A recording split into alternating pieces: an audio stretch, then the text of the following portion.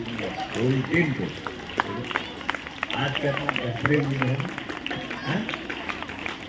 तो हमेशा जो मॉर्निंग है जब बारिश उठिए तो आप वहां देख नहीं पाएंगे कैसा है,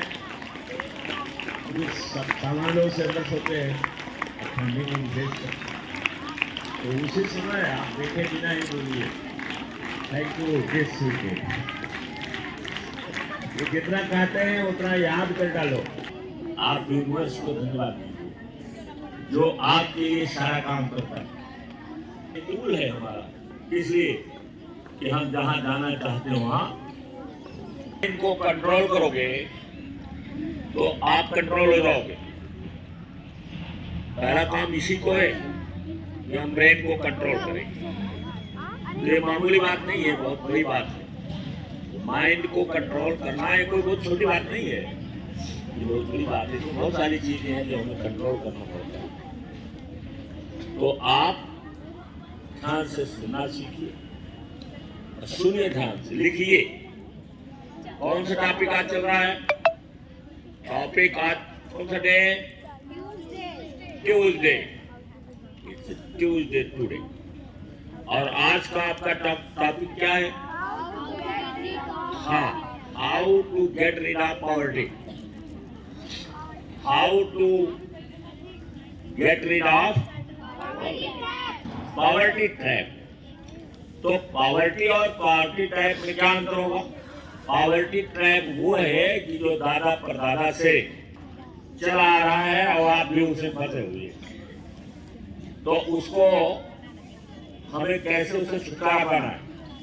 और गरीबी आ जाती है कभी कभी, जैसे कोई अमीर आदमी है, कोई विपदा आ गई, कोई आपत्ति आ गई, कोई विपत्ति आ गई, घर में एक दो लोगों को कोई रोग भयंकर पकड़ लिया, जैसे कैंसर पकड़ लिया, तो कीमोथेरेपी करो, ये करो, तो उसमें पैसे खर्च होते हैं और उस पैसे से घर में हमारी गरीबी आ जाती है। ये अलग की चीज है, ये हो जाती है, किसी के साथ हो सकती है। बड़े बड़े लोग जो होते हैं, पैसे वाले होते हैं, कभी गरीब हो जाते हैं। तो उससे छुटकारा पाना और ट्रैप से छुटकारा पाना। ट्रैप क्या है? What is trap? ट्रैप क्या है?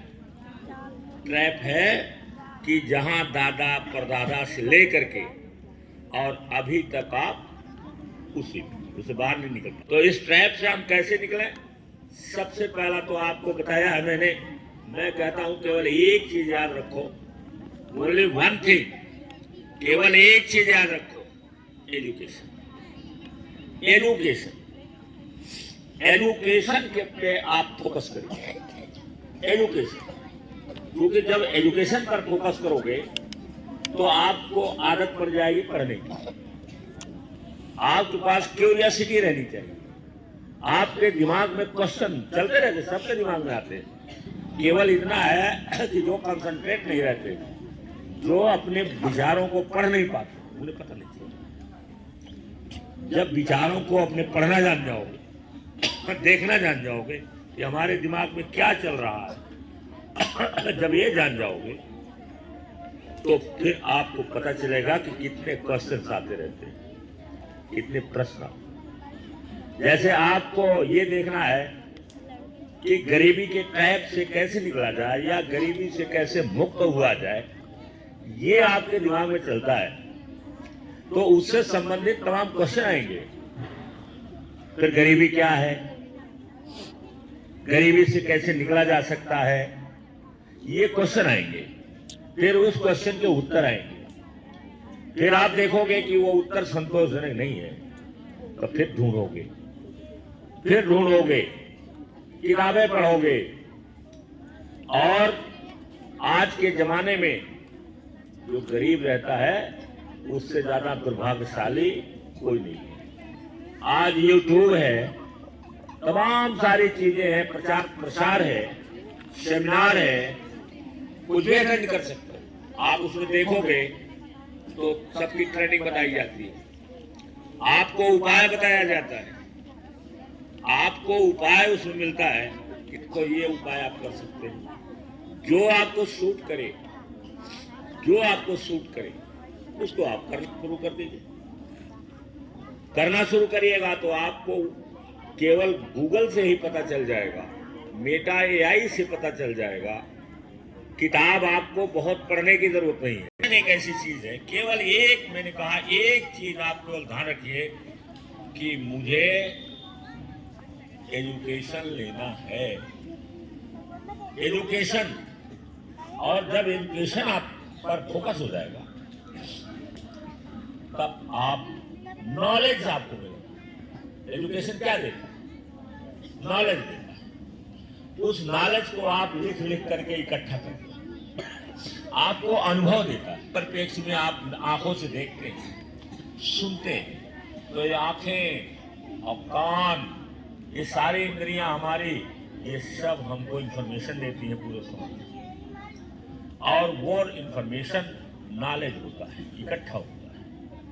तो वो ये जब नॉलेज हो जाएगा हमारे पास, हमें शौक पैदा हो जाएगी, आदत पड़ जाएगी पढ़ने की। तो जब आदत पड़ जाएगी तो एक से एक चीज मिलेगा, एक से एक चीज मिलेगा कि जो आपको रास्ता दिखाएगा। सुनाई पड़ रहा है? पढ़ने से क्या होगा? पढ़ने से क्या मिलेगा?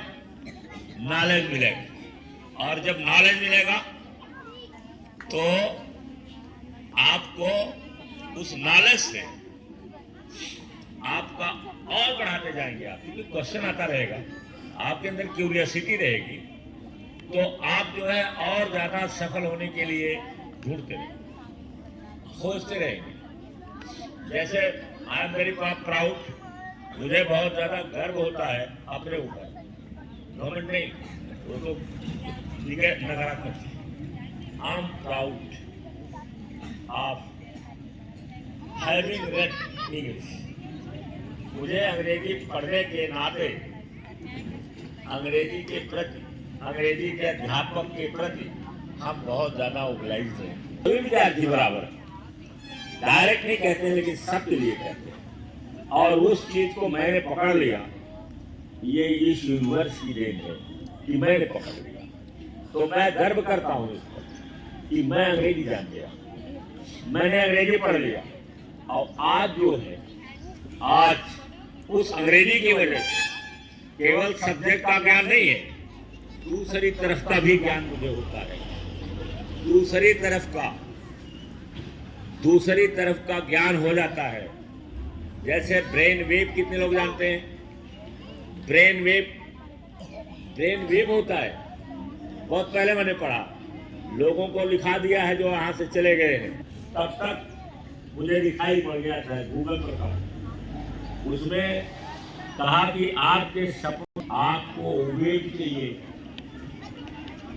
अब कौन सा एक, उसमें लिखा हुआ है, मैंने शेयर भी किया है, लेकिन कोई पढ़ेगा नहीं।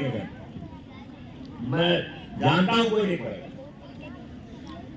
कोई नहीं उस पर टच नहीं करेंगे, क्योंकि हमारे जो गांव, हमारे देश के जो बच्चे हैं ना, राजनीति पर बहुत बात आता कुछ नहीं। मुझसे क्या मतलब राजनीति से? हमसे क्या मतलब है? हम क्यों समझ उस पर बर्बाद? कोई मतलब है? हमें कहिए थी, तो उसमें लिखा हुआ था थीटा वे,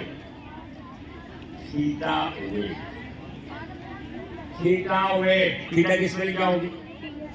THA,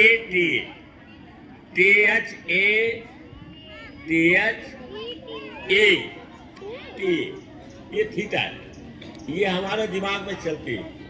अब कहोगे कि थीटा वेव को हम कैसे पहचाने? करके 8 हर्ट्ज वेव पर चलती है, 4 से लेकर के, जैसे आपका रेडियो है, आपका टेलीविजन है, और जितने हैं सबकी वेव्स होती है। इतनी वेव्स पर, जैसे आप रेडियो तो अब खत्म हो गया, लेकिन रेडियो पर देखो तो वो जिस हर स्टेशन का अपना वेव है, आप उस पर घुमाइएगा तो आ जाएगा, इतने मेगा हार्ट या इतना हार्ट वो बताता है ना रेडियो। अब रेडियो का जमाना खत्म हो गया, आपको टेलीविजन वो भी खत्म हो गया, आपको पॉडकास्ट आ गया, आपका ये आ गया। तो थीटा वेव क्या है? पीछे क्यों देखती है आज था? पीछे आप क्यों देख रही हैं? इसका मतलब ध्यान से सुनोगे तो आप दूसरी तरफ आपका दिमाग नहीं जाएगा। आप पहले जो बात हो रही है इंपॉर्टेंट बात, हो सकता है आपको जिंदगी में तो सुनने के लिए मिलेगी नहीं मिले, पढ़ पाओगे कि नहीं पढ़ पाओगे नोबडी नोज, कोई नहीं जानता है। घर की परिस्थिति बदल जाए एक सेकंड में घर की परिस्थिति बदलती है और बदल जाएगी तो आप शायद पढ़ भी नहीं। यही पढ़े होंगे यही काम आएगा जो आज हम बता रहे हैं, इस मोमेंट बता रहे हैं। अब ये दिमाग में कैसे जानोगे थीटा वेव है। थीटा वेव जो होती है वो 4 से 8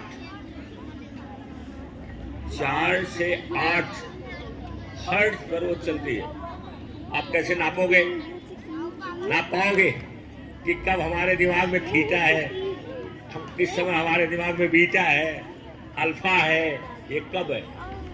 तो ये नहीं नापने का कोई उपाय नहीं हमारे पास, केवल हमको जानना है निशान। जब हम बता देते हैं कि थीटा जो है वो 4 से 8 हर्ट्ज पर चलती है। निद्रा जब आने लगती है, ड्राउजीनेस फील होने लगता है, तब आप थीटा स्टेज पे आते हैं।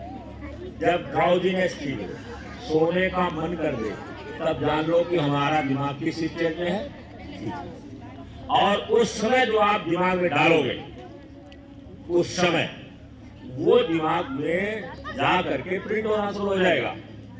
तो इसीलिए आपको बताया जाता है अफर्मेशन करने के लिए in the morning and in the evening. सोते समय हम आपको बताते हैं ये अपना अफर्मेशन करते हुए सोइए। जब आपको निद्रा मालूम नहीं लगे तो अपना अफर्मेशन शुरू कर दो, और शुरू करोगे 2-3 लाइन जाते जाते आप सो जाओगे। ये है थीटा।